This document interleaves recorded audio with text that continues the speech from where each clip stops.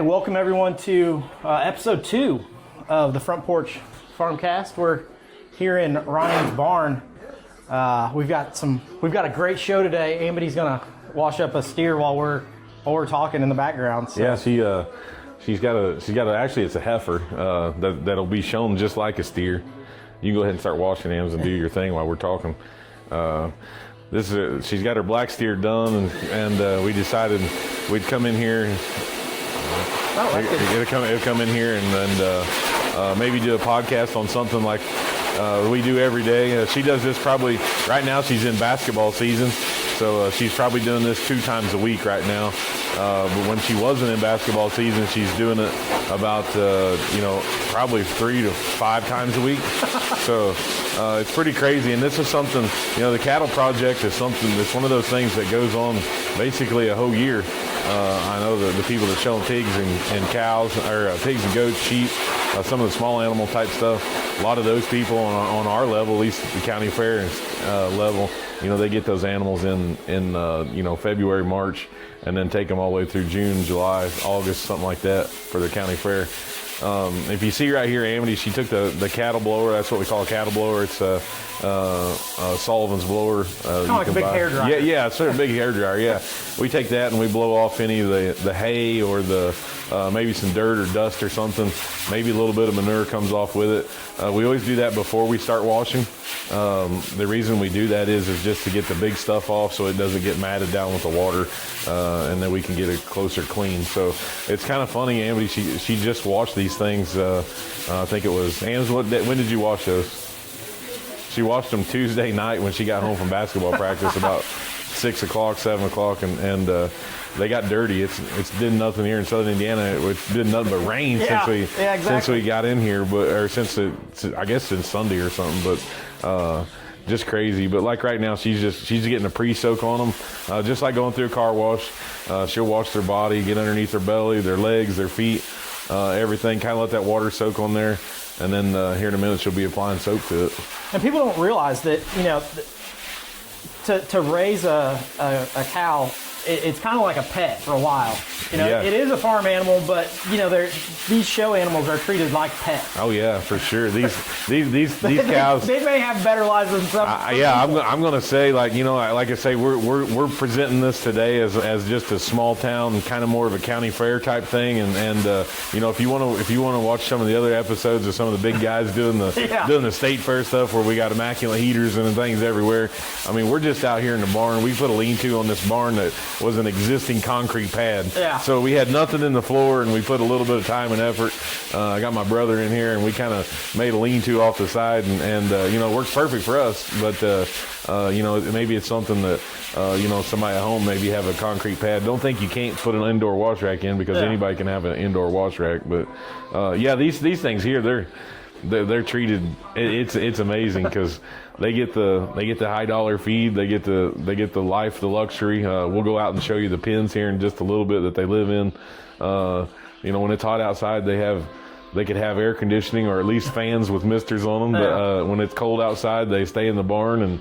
And also, honestly, for cattle and most animals, the cold temperatures outside don't bother them as much. Right. So we got to take that into consideration. That and a lot of times in the winter we won't even allow them even in the barn when it's snowing, because the actual snow just sets on top of the animal and makes like an insulation on it too. So it's kind of cool how that works. Yeah. But you see Amity there, we got a foamer that she's using. Basically that's just dish soap, and we put it in the foamer. She'll spray it on there, kind of covers the animal.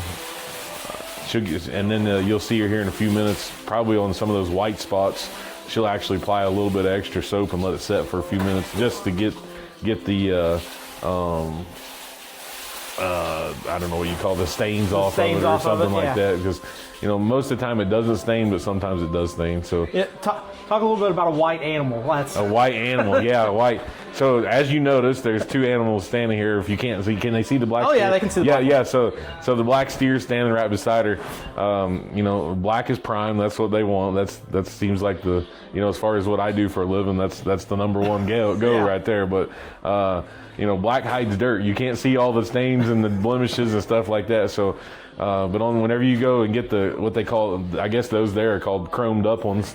The chromed up ones there, they're the ones that take a little extra time and a little extra, I guess you would say, money, because you use more soap, more bedding, more shavings, more everything, more scrubbing, more everything to get those things clean. And it's just, and it's like that on every other, whether we're talking sheep, goats, even hogs, where they don't have really much of a hair coat. They do have a hair coat. That's a new thing with the pigs is, to have hair on them now. So, but like I say, just scrubbing and kind of working that hair and getting inside of it. Just like whenever you take a bath, and been out in the dirt and stuff, she's going to use that brush and scrub it and make sure that dirt comes out.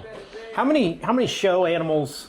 Let's start with cattle. How many show cattle do you have?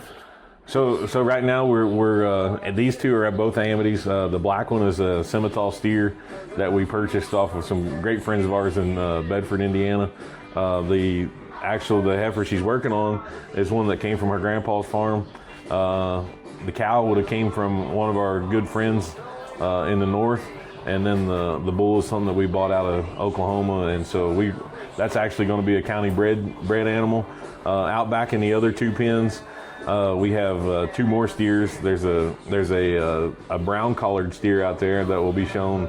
It was actually raised in the county from some of our friends over in Camelsburg, and we're going to take it to the fair. Jayla will show it at the fair. And then there's another steer, a black one that we raised off of this farm here that I think we're going to probably end up taking, that we haven't just quite got figured out where it's going to lie at, but it's either going to be a lightweight or maybe a feeder calf. So. Gotcha. Well, and it's one of those that you always have. When we go to the county fair, you've got 8 or 10 steers up there, and right now you've got 4 that you got picked out. Yeah. But that doesn't mean you're not going to have more by the time. So Jayla does have a heifer at another place right now. And we'll keep her there till probably about February or March or something like that. She's actually running with the bull. We're going to get her bred and with calf before we start showing her heavy in the summer. So she's got another heifer. I think Amity's not going to get any more cows. Maybe a dairy cow. We might get a dairy cross cow, steer, or something like that to show. But her big focus is the pigs. So I'd say this is probably about the end of the cattle work for her. And once we get past the next couple weekends, I'd say she'll probably be done with the cow stuff until back again on the spring. It's just hard to get them in when it's really, really cold in here. As you can tell, this building's not insulated. It's a wind block and it's something warm. We got a heater off to my left, one of them big yellow heaters, and it heats up in here pretty fast. So it's just one of those things that it's just a matter of time. How much time you got and how much time you don't have. So like I say, she's playing. They're both the girls are playing basketball right now. So it's probably going to get put on the back burner after we may show. There's actually a show next weekend. I'm not sure if we're going to it or not, but if we do go, we're going to be prepared. Yeah. So if we don't go, that's fine too. But while it's warm outside, I think it's supposed to be 60 degrees today. Yeah. So, and like I say, we're sitting out here in sweatshirts, so it's not terrible bad out here right now anyway. But that's part of it.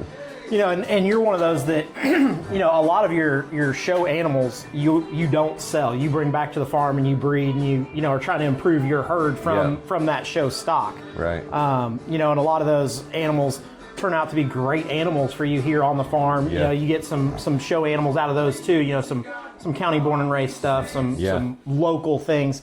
But it's all that's what the whole show process is supposed to be about. Is about improving your herd, improving the genetics that you've got. And like I say, I'm not going to sit here and lie to you and tell you it's the same, because it's definitely not. There's a big difference between the commercial side of things and then the show things. I mean, and that's where you sit in kind of a unique area. You see the commercial side and the show side. I get to see the whole deal there.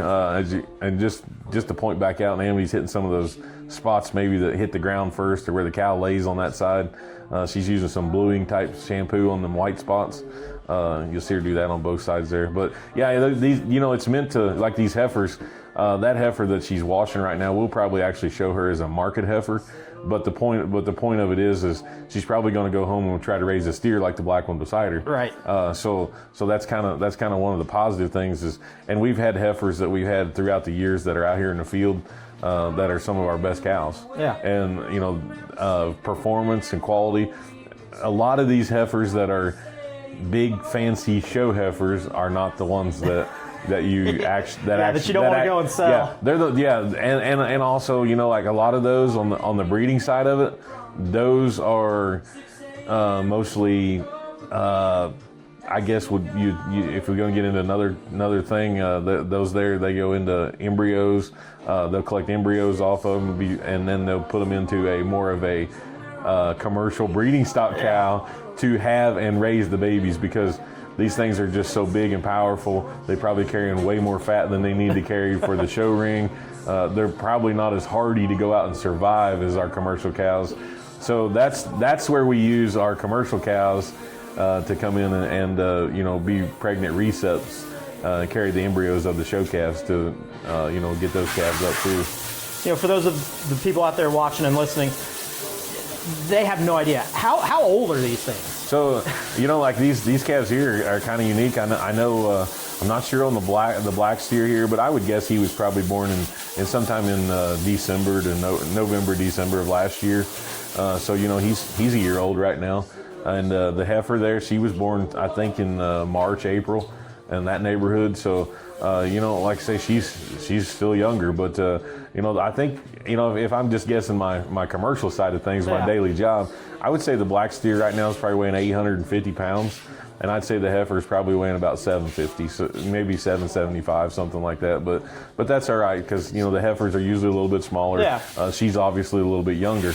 But, and you said you were raising them for the county fair and those types of things. Right. So you've got 6, 7, 8 months. 8 months, yeah. Before then, and market weight that you're looking for. You've got 8 months to really kind of put them there. So I mean, like the steer weighing 850. If we can get him to the county fair weighing 1450, that's a pretty easy obtainable goal. Yeah. I mean, that steer there will probably gain 2 to 3 pounds a day, I would say. So I'm going to have plenty of room to hold him back, So. And when you say 1,400 pounds, a 1,400 pound steer is a big steer. That's big, right. Big animal. Yeah, he'll be big. He'll be stout and big and pretty. But that's what you're kind of after on the show ring, and to still have the market characteristics too. So he can't just be all fluff and puff. He's actually got to have some muscle and some mass to him. So right now we're actually, like I said, this is basically a 365-day project. So like right now we're trying to put fat on these things, because right now we can put the fat on and keep the hair.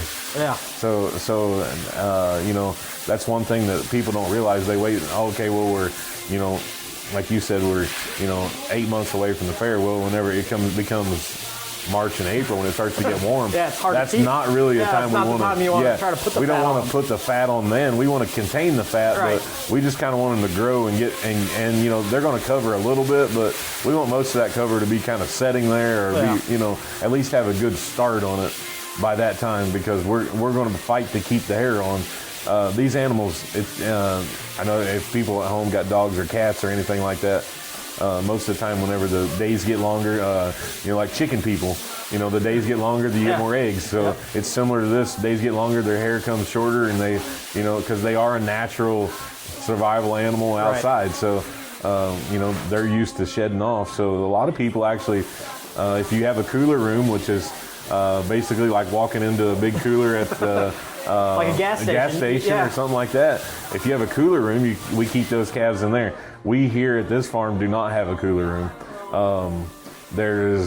We wanted to put one in, not put one in, but we show pigs so much in the spring that we've not really just got one in yet. And I would say if she wants me to put one in the next couple of years, I probably will. But like I say, that's just not one of those things that we did. We kind of 100% pig whenever we hit April, May, June, and the cows kind of get the one of the back end of the burners. So, but like I say, it's one of those deals. As long as you keep fans on them, keep them dark, keep misted, it actually works out pretty well. Well, and you talked about the time that you got into these, and everybody sees that Amity's washing, but it's really a matter of handling. You know, Yeah.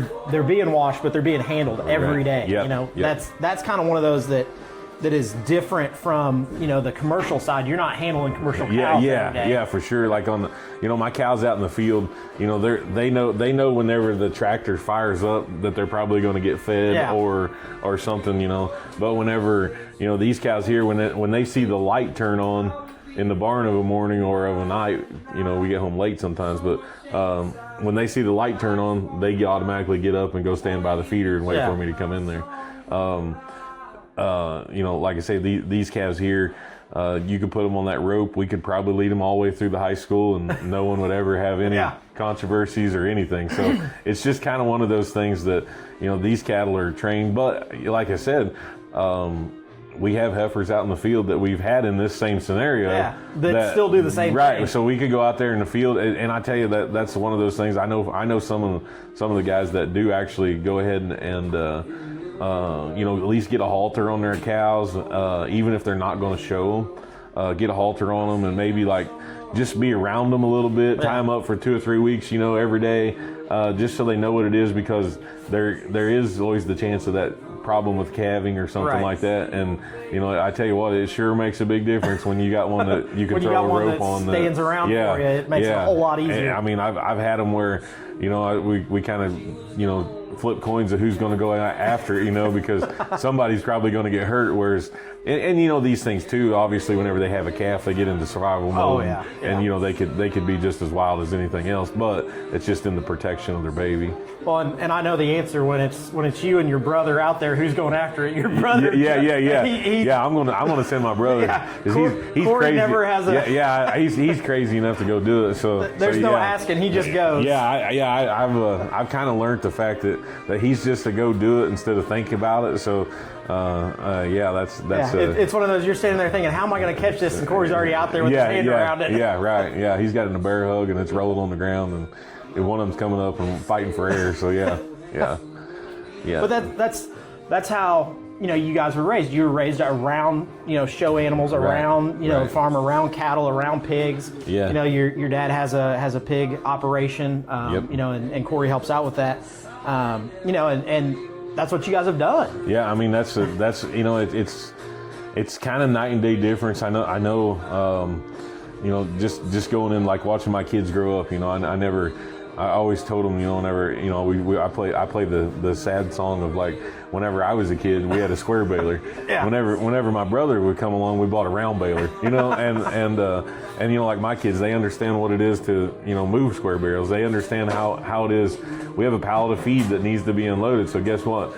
You're grabbing a bag, I'm grabbing a bag, and you know, we're going to move this pallet of feed, and you know, and it's the same way with these cows. When we're pulling these cows around, you know, whenever we started breaking these things probably weigh 500-600 pounds. Yeah.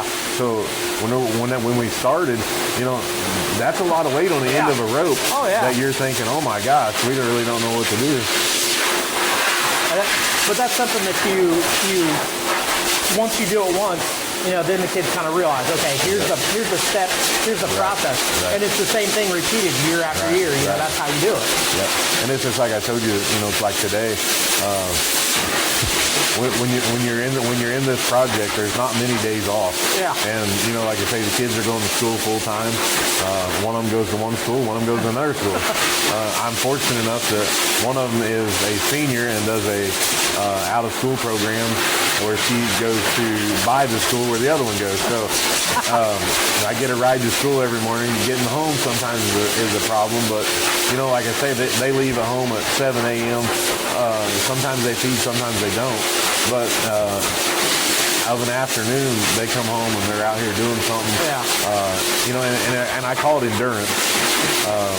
These kids here, watch them grow up, even with Silas and stuff like that. When you're physically doing something all the time, your strength endurance is a lot more than maybe going to the gym and lifting for 30 minutes or, doing a 30-minute speed drill or something like that.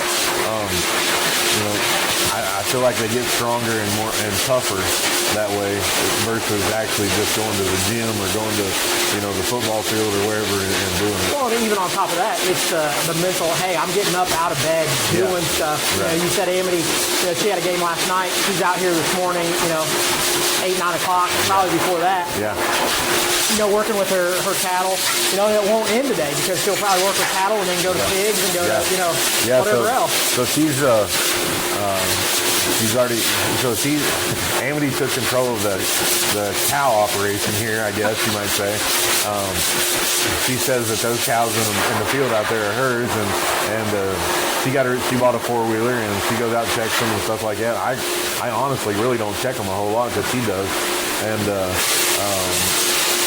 like I say, that's one of those things that we was fortunate enough as kids, and back again to like playing the soapbox story here, but when we was kids, I always tease them and say, I never knew what cartoons was because I had to get up on Saturday morning and go work.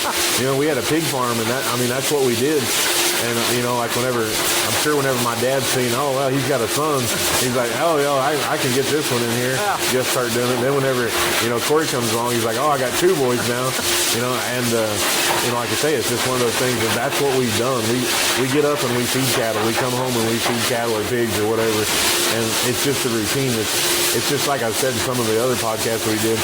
I have no desire ever to go to Florida or do anything like that. Like I wouldn't really know what to do if I didn't get up and go feed something. And there's been certain times where we've been places and it's like, this is just weird. Yeah, what do I do? What do I do now? Yeah. It's 7 o'clock, you wake up and you're like, okay, I laid here? Yeah, right. So, I don't know, like I say, it's one of those things that, teaches a lot of responsibility. And with putting the responsibility on these kids, some people say it's too much. Oh, well, you got your grades. You got to keep your grades up. You got to do this. You got to do that. These kids, whenever they hit the real world, I want them to survive because my brothers, my sisters, we all survive. We all know what it's like to, at 2 a.m. whenever there's something having a baby, or if we got to get up. There's no timetable for that. Yeah, and you don't know. They don't have babies at 8 o'clock at night. Exactly. I mean, if we could make sure every one of our pigs farrowed at between 8 a.m. and 8 p.m., my dad would have 1,000 fowls right now, but that's just not what happens, and that's where Silas has gone off into a hog firm up in northern Indiana, and that's what he's doing right now. He's realizing like, hey, these pigs are having this is doing this, and I tell you, it's a huge. It's just like being home, except for he's learning more stuff. He's learning stuff that I can't teach him here. And the best part about it is getting paid for it. Yeah. So what's the best way to go to he's basically at a vocational school and getting paid for it. Right. And that's a life lesson that a lot of people can't live without. Whenever I was in high school, my dad let me go work for a local farmer that lives right beside the school. He was a big hog operator, had lots of hogs, had lots of grain. And when my junior year, whenever I guess at the end of my junior year, because I was one of the youngest ones in my class, when I got my license the next day, my mom says, okay, you can go. And so I went to work for him, then I would come home and work for Dad, too.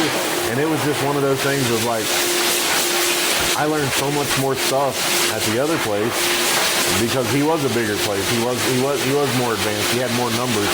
Oh, yeah. And so, like, I still credit that today as like that guy there, he was a big influencer on what I did because, he taught me how to, you go do this, and he kind of left me. He'd say, that this is your job. Yeah. It's what I expected you. And it may be on the heavy machinery with a tractor, or it may be just cleaning and washing a barn. But that's the real world. Like, hey, a lot of times the training is, hey, here it is. You figure out how to do it. Like, here's how we've done it in the past, but it may not work for you. And that's where this, the 4-H program that the kids are involved in now. That's where just the everyday hair care right here. Is that really benefiting her a whole lot? Maybe not. But let's get realistic. Is trigonometry really benefiting her every day? Probably not. So like, it's just how you adapt to it and how you get into it. So, you know, like I say, right there, like this, she's going all over the animal, just trying to get the water blowed off initially right now. She's going to blow that calf, and it'll probably take her about 45 minutes to get it dry. And so it's one of those things that she knows when it's dry. She knows. You can see the like what looks like actually smoke coming off of it, but that's water mixing off of it. You know, it'll get dry all the way down there, and like you say, it's the hair dryer. I'm sure she wishes that she could dry her own hair. You know, dry that cow's hair in the same amount of time it takes her to do her own hair. But you know, it's just different. It's different, and it's one of those things too that she loves it. And it's you know, let's be real, it's probably bred into you a little bit, you know? Like that's all she's known. That's all she's known. I mean, her older brother, when she was born, he was already out showing. So it's funny because Silas's birthday is actually today. November the 22nd, Silas's birthday. When we had Silas, it was the day before Thanksgiving. And, you know, we was in the hospital, and, you know, the next day was Thanksgiving. I still remember my mom. She was like, well, we're going to come down. Everything all right? Yeah, it's all right. Well, we're going to give you guys another day, you know, like to, you know, get a cumulative, because Silas was when he was born, he was turned sideways, coming sideways or something. He had to be a C-section and all that other stuff, and it was late that night, and so the next day was Thanksgiving. You know, and then, you know, one thing I was sitting there thinking of is, I was like, man, I didn't even get no turkey for Thanksgiving, you know, like just as a joke. But you know, the funny thing is that Thursday night, that Wednesday night Silas was born, the next Wednesday night we was packing a trailer, and we was heading the next day to Indianapolis to the Hoosier Beach Hunger, and we was going to show cattle. And we get up there, Silas was like, what, a week old?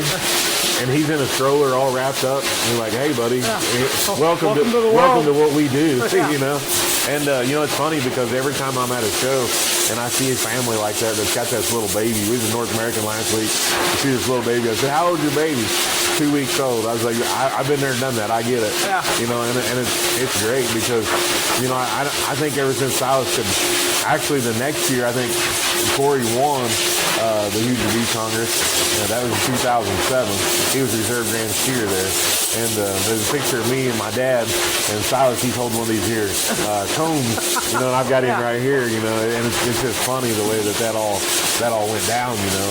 And but he, you know, it's just like you said, it's just, that's what they know. That's what they don't know. They don't know, okay, we're going to do this, we're going to do that. And this isn't just something that they do that we force them to do. It's not something that they want to do all the time. We have a swimming pool. You know, like we have a swimming pool over at the farm. The kids all go over there and have a big time. They want to go play basketball. They go play They want to go to a friend's house and goof off. They do that. But they also, especially Amity, she's one that, you know, if I haven't seen my cows today, just like, you know, we come home last night, we get home from the ball game at 10 o'clock or 10:30 or something. I said, where are you going? And she has a whole bag full of stuff. She turns the light switch on with her mouth, and she's like, I just had to check my cows to make sure they was all right. I was like, why? She's like, well, I make sure you had them fed, and, you know, like she wants to make sure that everything's done. And that's just one of those characteristics that she's always going to have. If, you know, so like she's a freshman, so in 4 years from now, if you're looking for somebody that's thorough and like has to make sure everything's done for your job, that's the kid that you're probably going to want, you know? Yeah, to where Jayla does the same thing. She does the same projects, the same stuff. She comes out here and feeds a rabbit and looks at stuff every day. But, you know, like Jayla is also probably not going to come out here to the barn and work her animals as much as what Amity does. Because Jayla's involved in different other things and stuff like that. So it's funny how they're so similar. The girls are so similar, but yet they're still so different. And I always, you know, like last year, Silas was a senior. He had senioritis. Jayla's a senior this year. She got senioritis. But, you know, I was like, are you ever going to work with your animals? You ever going to do anything with your animals? You know, like I give him a hard time. Like, all you want to do is go play golf. Like, why are you going to play golf for? That's the dumbest thing ever. Who wants to go play golf? That's just dumb. You know, like, and you know. But here's the thing: what I don't ever do is what he loves. Yeah. He loves that. Oh yeah. And you know what? I wouldn't care if he said, "Dad, sell all my cows, and I want to buy this one golf club." If he wanted to do it, I probably would do it. Oh, you know, just because if that's what he wanted. But you know, like I say, it's just one of those things where it doesn't take a whole lot of work to get this project started. It's just a long project. It's a long project, and it's putting the effort into the project. Right. I mean, that's where it becomes the challenge. Is the kids have to put the effort in, because if mom and dad are doing it, it's not, that's not the benefit that you're looking for. And that's where, like, you know, and like I say, we're doing this podcast on county fair level type operations. Yeah. We're not doing it on the big time. The big time guys, they probably got 3 or 4 interns in the summer. That are doing they got people doing it on the side. I'm not saying their kids are not doing it, but their kids are not doing it to the extent of what these kids are doing it on a local level. Right. So, and you know, that's just one of those things that is you know, that's how they're raised. That's how everything works. There's nothing wrong with that. Yeah, they're using the resources that they have, and if you know, if you've got 4 interns that are there all summer long, you're going to utilize them. Well, I mean, that's just what you if you're not doing it, you're doing something wrong. Yeah. Like that's and you know, like, and also on this project here, these animals are worth a lot of money. Oh yeah. You know, I mean, I could tell you that, you know, on the market side of things, on the commercial thing that I do every day, you know, this black steer is worth $2,500. That heifer is probably worth $2,200. Okay, so just on a market level, these things are worth that. Now, I've got probably 8 times that in these 2 animals, but it is not how much you spend on an animal. No. It's how much care you can give to that animal. Right. What you can do to change that animal, and what you can do to prevent that animal from I guess not prevent, but what you can do to cover up or fix the flaws of that animal when you purchase it. Because I tell you what, every person that would listen to this podcast, every person that's on a big podcast, every person that's been around, I promise you 100% has won a big show with an animal that they didn't think they was ever going to show, or an animal that they didn't think they was ever going to see again, or one that was maybe just they put off for a long time, and then all of a sudden they're like, oh, hey, that one looks pretty good. That one looks way better. Yeah, like I've been spending all my time with this one. Yeah. I've spent the last 3 months on this one, and that one standing out there in the field looks way better than what I got. Yeah, and you know, in the hog world and the cattle world, and you know, like I'm not a big shepherd. I don't know a whole lot about sheep. And we do the show sheep and stuff, but like in the cattle and the pig world, there's a lot of places right now that they have outside lots. You know, this steer isn't performing today. I don't know what's wrong with him. He's not where I want him to be at. I'm going to kick him out. This pig right here, maybe it's just a little bit off in its back leg a little bit. We don't really know what to do. We've gave it shots. We've did everything we could to try to better this animal. Let's kick it out. So, you know, they'll kick it outside and put it on basic commercial type. You know, you're living on acorns and crabgrass. Right. And then, you know, bring it back. And the funny thing is most of those animals perform better. Oh yeah. On some of the odd stuff than they do actually on the good stuff. Yeah. There's so much science and genetics behind all of it. You know, what you're feeding them, what you're doing with them. Yeah. You know, all of that stuff. You know, that most animals don't have, and they're growing just fine. That's the commercial side of it that you're talking about. You know, that it's not the show side. You know, if you were to feed all of your cattle the show feed that you feed these guys, you'd be broke like right off the bat. Like that. Exactly, and like I say, we're feeding a high protein, a very fibrous ration. Well, like right now, if you're watching on the podcast, Amity just put a Misty spray on there. That's something that's on Sullivan's website. It's called Revive. It's kind of like a coconut based lotion, if you will, but it's a hair product. It's a hair conditioner. This thing here will probably last, one can of this They cost like $15 or something now. It used to cost like $9. But anyways, this stuff here, she uses it every day on them whenever she washes them and stuff. Because when she's washed them, she's taking the oils out. Right. So we got to put the oils back in. You know, she's big on combing them and getting them done. Right now, she's just letting it soak in.